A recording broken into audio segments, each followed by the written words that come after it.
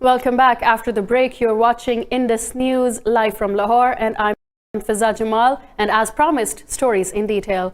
We start from Washington, where equipment from Chinese tech giant Huawei has been banned from U.S. telecom networks on national security grounds. The move has further intensified the trade war between the world's two largest economies. President Donald Trump declared a national IT emergency, barring U.S. companies from using foreign telecoms equipment. The order directs the U.S. Commerce Department to draw up a plan for enforcement within 150 days. But the restrictions have been imposed on Huawei and its 70 affiliates with immediate effect. The move barred the company from acquiring components and technology from U.S. firms without government approval. Huawei has called the restrictions unreasonable and an infringement on its rights. Chinese Foreign Ministry says it has full confidence and the capability to withstand any external risks and shocks. China's Commerce Ministry spokesman said the concept of national security should not be abused. Gao Feng told reporters at a weekly briefing it should not be used as a tool for trade protectionism. Gao has said China will take all the necessary measures to safeguard the legitimate rights of Chinese firms. For more on this, we are joined by our Beijing correspondent, Patrick Falk. Thank you for joining us, Patrick. Firstly, the trade war between the U.S. and China is becoming increasingly political. Should we expect steps like the banning of Huawei to continue even if the trade war is resolved?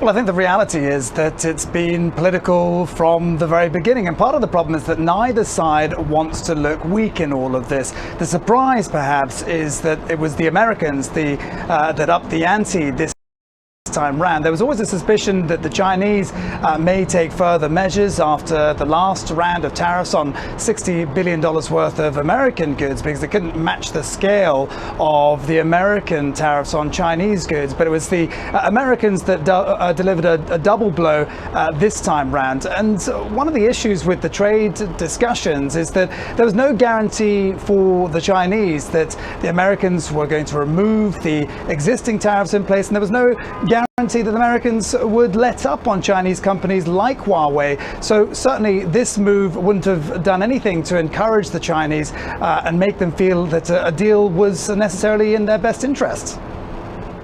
And to make things more complicated, the U.S. and its allies are also opposed to China's Belt and Road Initiative. Is there any sign that U.S. protectionism could be extended to the BRI?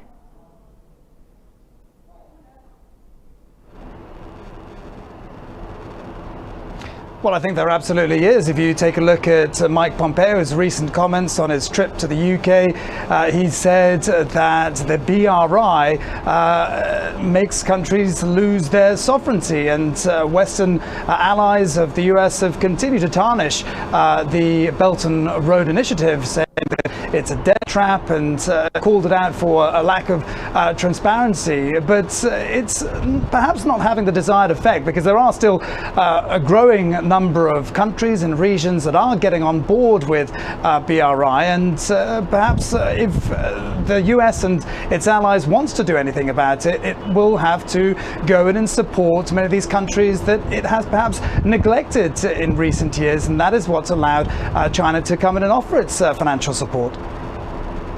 And lastly, China has been cautious in its responses to U.S. pressure and tends to avoid escalating tensions. Is there any sign that Beijing could lose its cool?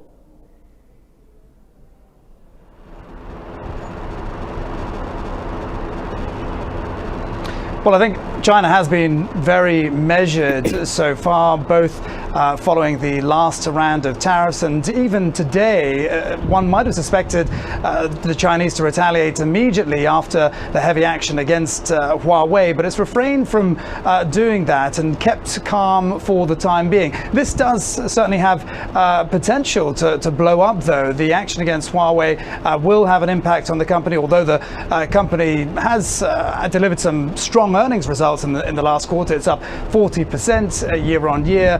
and it continues to attract many people to use it, many countries I should say, to use its 5G networks. However, this action is going to affect its delivery of components. Huawei does still use a lot of American components, and in the long run this is going to have a big bearing on the company, and of course it is an important tech firm for China. Perhaps further down the line we might see further retaliation from the Chinese, but in all likelihood this is perhaps Donald Trump teeing up for a bit of a bargaining chip when he does meet President Xi, as we understand he will do on the sidelines of the G20 next month. Right, and we'll all definitely keep an eye on this trade war. Thank you, Patrick Falk, for joining us from Beijing, and thank you for your time.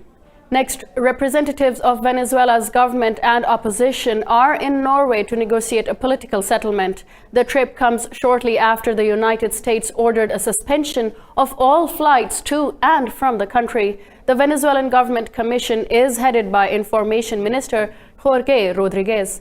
He is accompanied by Hector Rodriguez, the governor of Miranda State. The trip is aimed at finding possible ways for rapprochement with the opposition amid the country's turmoil.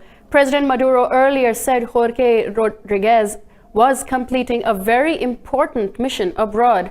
Norway is among EU countries that have not endorsed opposition leader Juan Guaido as interim president.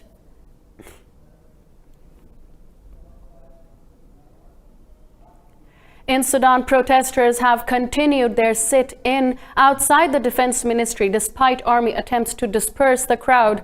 Earlier today, Sudan's military rulers suspended talks with protest leaders over the establishment of a sovereign body. Following the suspension, soldiers stormed barricades set up by protesters in front of military headquarters. At least 9 people were injured as the military cleared the weeks-long sit-in demonstrations in Khartoum.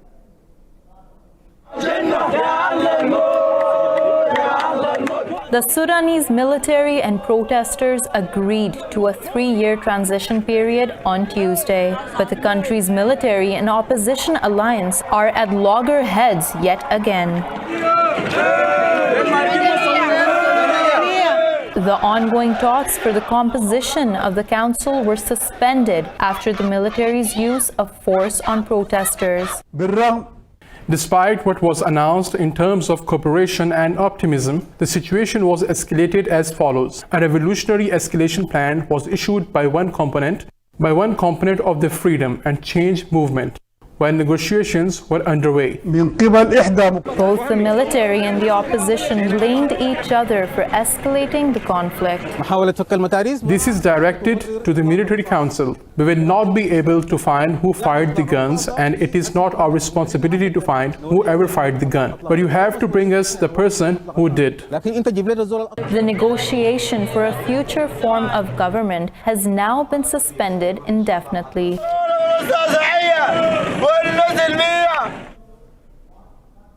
Meanwhile, in Yemen, the coalition government has targeted 9 Houthi sites with 6 airstrikes on the capital, Sana'a.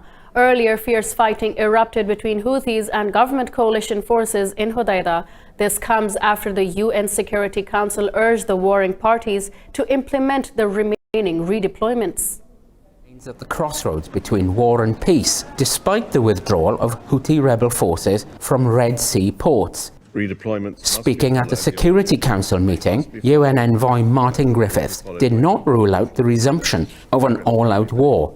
There are alarming signs of the war, and war has a habit of trumping peace, its impact more corrosive than the positive effect of hard-won gains towards ending wars. The US envoy to the United Nations, Jonathan Cohen, called for the belligerents to be held accountable if they breached the Stockholm Peace Agreement. Obstruction of the UN process cannot be tolerated.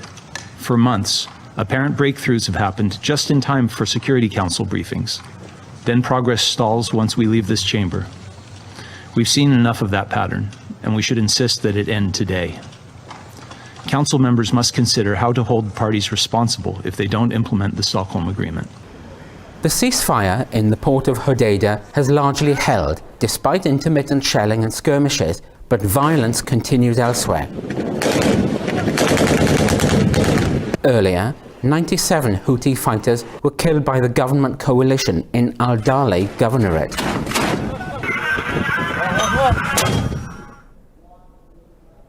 Japan has called for the 2015 nuclear deal with Iran to be saved. Prime Minister Shinzo Abe met with Iran's Foreign Minister Mohammad Javad Zarif in Tokyo.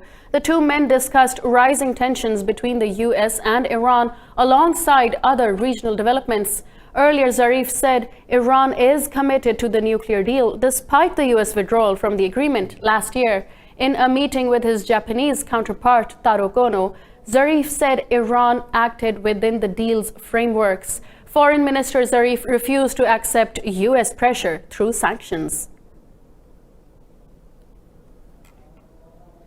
I'm very happy to be here at this very difficult time for our region to consult with you on the situation in the region. We believe that escalation by the United States is unacceptable and uncalled for. We have to exercise maximum restraint, as you pointed out, in spite of the fact that the United States withdrew from JCPOA last May.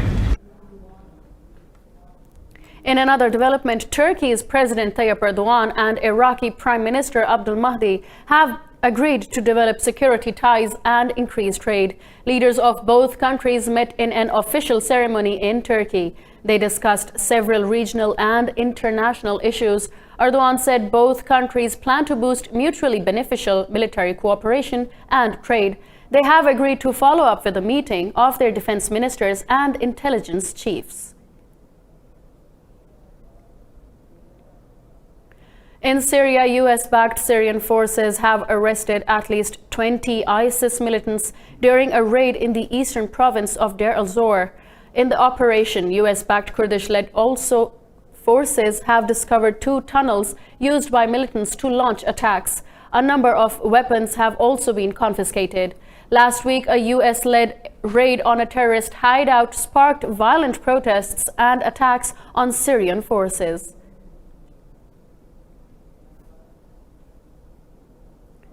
Meanwhile, in Brussels, European Union Council's top job hopefuls have clashed in a Eurovision-style presidential debate. Candidates in the race to replace Jean-Claude Juncker debated jobs, climate change, and rising Euroscepticism. More in this report. With the EU elections looming, the lead candidates from 6 pan-EU parties met head-to-head in Brussels. In a 90-minute debate, outgoing EU Commission First Vice President Frans Timmermans warned against Euroscepticism. Look at what the divisiveness of Brexit has done to the United Kingdom. Today, the United Kingdom looks like Game of Thrones on steroids. And that's because of this divisive politics. EU Competition Commissioner Margaret Vestager, a Liberal, called for the improvement of the public debate. And what is now done to fight all the fake news and all the junk news that we see out there, that is part of the solution, to give people real food for thought. Germany's Manfred Weber proposed sanctions against member states in violation of the bloc's core values. A binding, independent rule of law mechanism for the future, where we can also use the funds, the money of Europe, to sanction those who are not ready to respect our fundamental principles. That is what I fight for. The Greens' lead candidate, Ska Keller, warned against alliances with radical parties. As European parties, we need to take a decision. Are we collaborating with those extremist forces? European left's lead candidate, Nico Q, accused main political parties of not prioritizing public interest. Either we choose the markets and we systematically follow the laws of the market, or we make choices with the European people, the inhabitants of Europe. Czech member of the European Parliament Hans Zahradil blamed the center-right European People's Party and socialists. Unfortunately, EPP and socialists that were running the European business for the last 25 years, and I don't believe that they will be able to come with some genuine change. All candidates urged people to go out and vote next week no matter what candidate they endorse.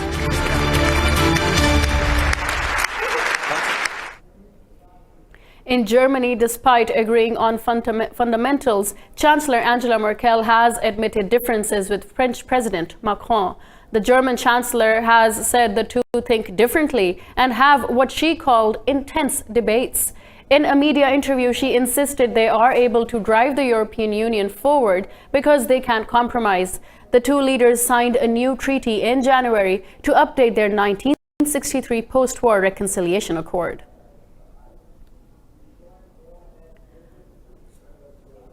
Next, British Prime Minister Theresa May is set to meet Tory MPs to buy more time as the country's premier. May is facing the threat of being forced out of office within a month if she fails to deliver a timetable for her departure. Under pressure to stand aside, she is scheduled to discuss her future with executives of the backbench 1922 committee. Failing to agree to quit before Parliament's recess, Theresa May might face the prospect of a confidence vote on June the 12th. May has said her departure depends on delivering an orderly Brexit. At least 28 Niger troops have been killed in an ambush near the border with Mali. A government spokesman said 11 other soldiers are still missing. He said the attack occurred near the town of Tongo, where 4 US and 5 Niger soldiers were killed in an ambush in 2017. The spokesman did not identify the perpetrators of one of the deadliest attacks against the military in recent years.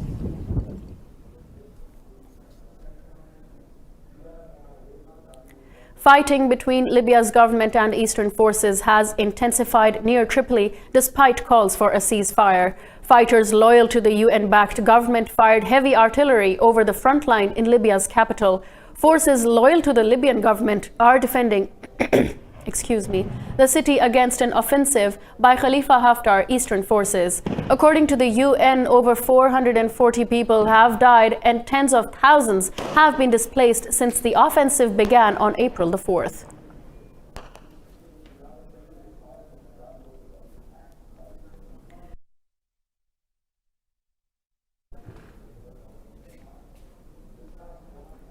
Meanwhile, officials in Mexico City have declared an environmental emergency after air quality dropped to hazardous levels. The authorities have urged people to stay indoors and restricted the number of cars in the city. Mexico City is home to more than 20 million people who have been blanketed in a thick layer of smog. Dozens of wildfires broke out in Mexico over the past week, and it has contributed to the spike in pollution. The recent reading of air particulate matter is 6 times more than the recommended limit of the World Health Organization.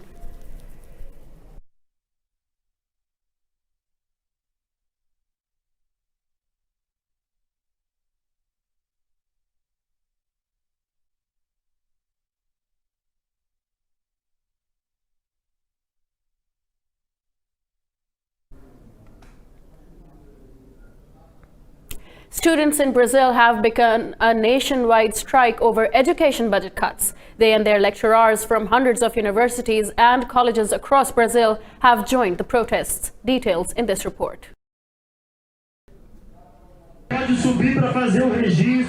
The protest organizers say they want to show Brazilians the importance of universities for society. Classes were suspended in numerous establishments as demonstrations took place in 17 of Brazil's 27 states. My weapon is my book, and that's why I'm here today, to defend a quality public education and against the budget cuts that this misgovernment announced. And unfortunately, education is not a priority. Where culture and education are missing, what is left is violence. That's why I'm here today. In the capital, Brasilia, federal troops were deployed in front of the Ministry of Education. The protest movement was sparked by Education Minister Abraham Weintraub, slashing university subsidies by 30%. I came here today to this protest to fight for a quality public education for everyone. Several chief education officers claimed the budget cuts would paralyze federal universities.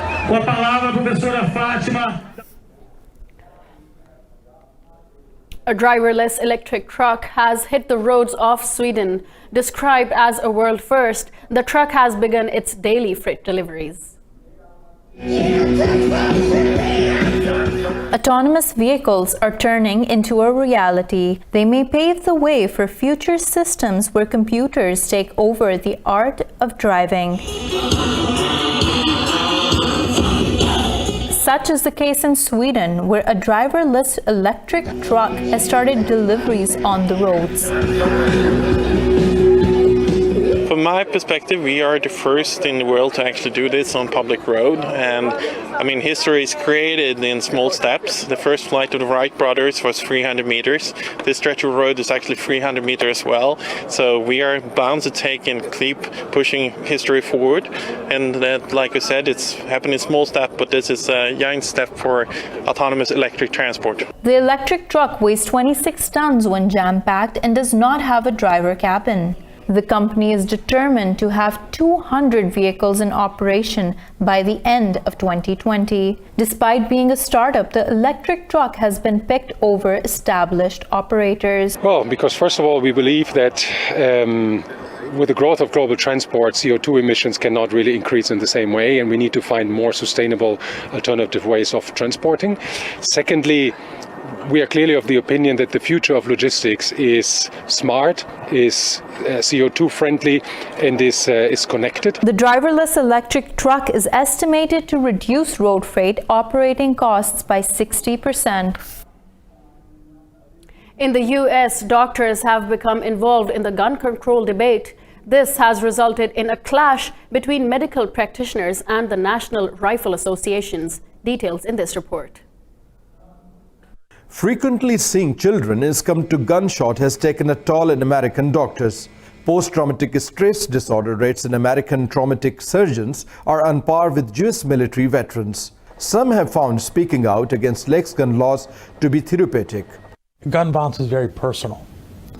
Having been a victim of gun violence and now on the other side as a provider, every time I'm taking care of a patient that's been injured by a firearm, I can't help but think of my own, situation. The National Rifle Association has pushed back against the doctors' activism. The group responded to a paper about reducing firearm casualties by telling doctors to stay in their own lane. This has resulted in a Twitter spat that has been ongoing since November. Just a really sad sense of this is where we've come, to the point where we're arguing about whether or not doctors should be talking about the patients that they see in the hospital. The doctors have embraced the National Rifle Association's quip with the hashtag "This is our lane." The idea of "this is our lane," to say either I have expertise and this is no more, we must do something, this is our lane, we're the ones who will have blood over our shield and we'll have to tell the parents this teenager didn't survive. How to turn that into something meaningful and purposeful. Mental health experts have said "This is our lane" is an important outlet for traumatized surgeons. The hashtag has gained steam on Twitter since it was first posted. Cheese cultured with bacteria from celebrities is on display at London's Victoria and Albert Museum.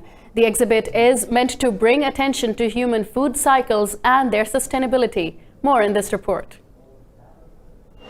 Cheeses are popular in cuisine worldwide, and bacteria is an essential ingredient in all of them. But this is the first time people are seeing cheeses cultured using bacteria from human armpits and toes. The yucky display is just one part of an exhibition titled "Food Bigger Than the Plate." There are a lot of similarities, between the bacteria underneath our armpit and what actually is in cheese.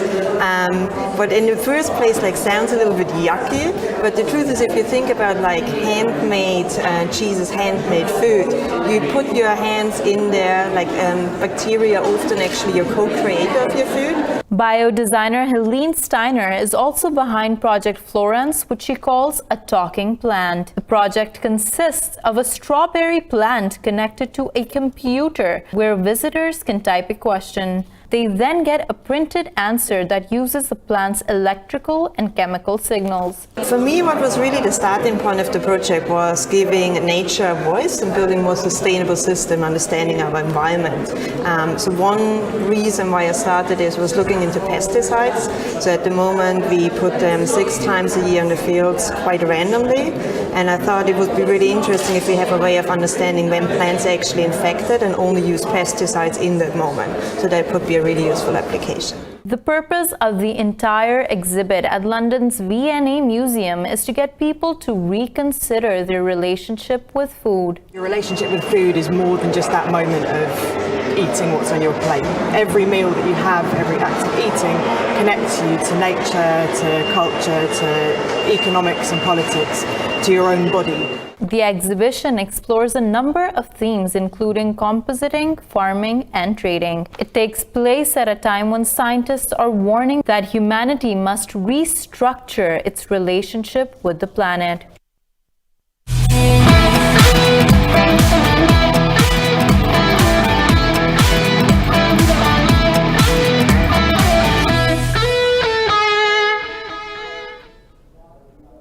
Now bringing you stories from the world of sports. In the NBA, the Milwaukee Bucks have won their opening game of the Eastern Conference Final Series. The Bucks defeated the Toronto Raptors by 108 points to 100 in a thriller at Fiserv Forum. Bucks' Brook Lopez scored a playoff career-best 29 points and grabbed 11 rebounds. Lopez helped spark a run of 10 points in the final minutes as the Bucks used a fourth-quarter surge to defeat the Raptors. Power forward Giannis Antetokounmpo added 24 points and 14 rebounds for the Bucks. Kawhi Leonard's 31 points were not enough for the Raptors to seal the victory. The second contest of the 7-game series is scheduled for Saturday.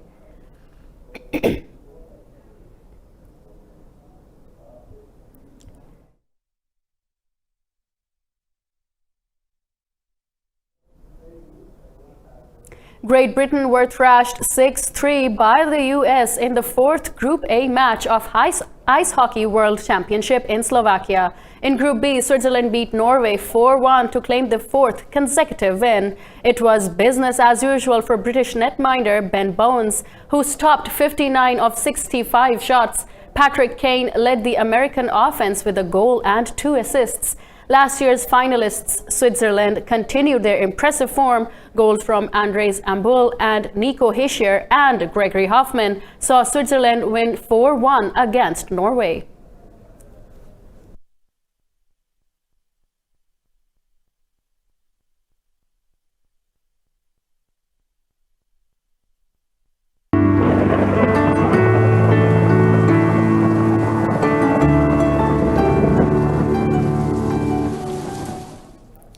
And now a quick look at the weather around the world.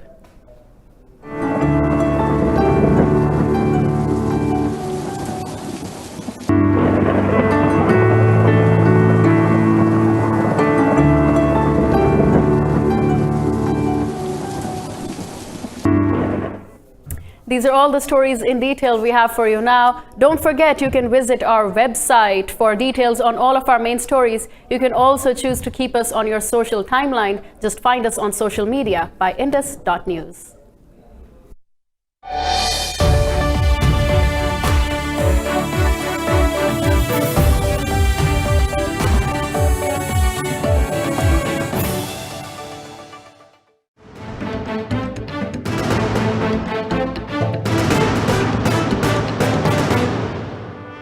Hello and welcome to Newswire. I'm Aiza Umar. Another one of the top leaders of Jamaat Dawa, a proscribed organization, has been arrested here in Pakistan. Abdul Rahman Makki was taken